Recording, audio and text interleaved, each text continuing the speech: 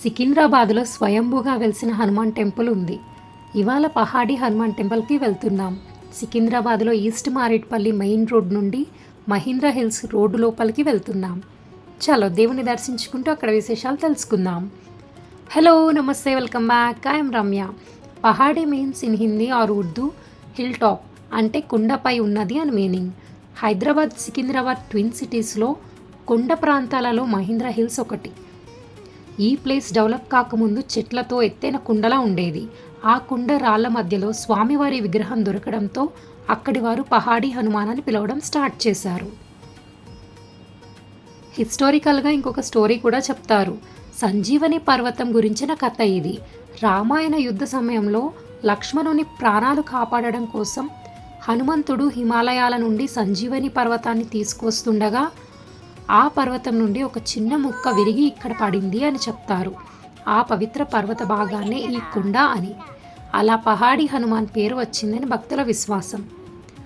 1981లో ఇక్కడికి వచ్చిన సుభాష్ గోయల్ అనే భక్తుడు అప్పటి వరకు అడవిలా ఉన్న ఈ కొండపై స్వామివారిని దర్శించుకుని ఆ తర్వాత శ్రీ పహాడీ సాయిబాబా సేవా ట్రస్ట్ ద్వారా దీనికి ఒక పెద్ద టెంపుల్గా డెవలప్ చేశారు.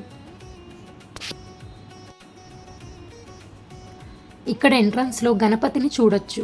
గణపతి తొండం రైట్ సైడ్కి ఉంటుంది. ఇక్కడ లోపల లెఫ్ట్ సైడ్ స్వయంభూ శివలింగం, రైట్ సైడ్ హనుమాన్, ఎదురుగా సాయిబాబాను దర్శించుకోవచ్చు. ఇక్కడే గోశాలను చూడొచ్చు. ఇలా మెట్ల దారిలో పైకి వెళ్తే వైష్ణోదేవి ఆలయం ఉంటుంది, మహాలక్ష్మి అమ్మవారి ఆలయం, గోవర్ధనగిరి కృష్ణ మందిరం, 40 అడుగుల భారీ శివుని విగ్రహాన్ని చూడొచ్చు. చాలా ప్లెజెంట్గా అనిపించింది మాకిక్కడ.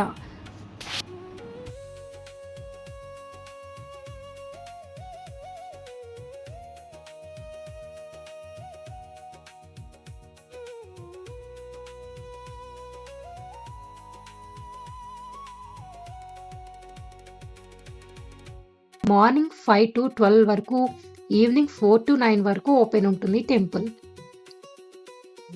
ఇక్కడ శివుని విగ్రహం దగ్గర అలా కూర్చున్నాం కాసేపు. ఎదురుగా నందిని చూడొచ్చు. అవండి సికింద్రాబాద్లోని హనుమాన్ టెంపుల్ విశేషాలు. నాకు తెలిసిన ఇన్ఫర్మేషన్ని మీతో షేర్ చేసుకున్నాను. Thank you for watching. తిరిగి నెక్స్ట్ వీడియోలో కలుద్దాం.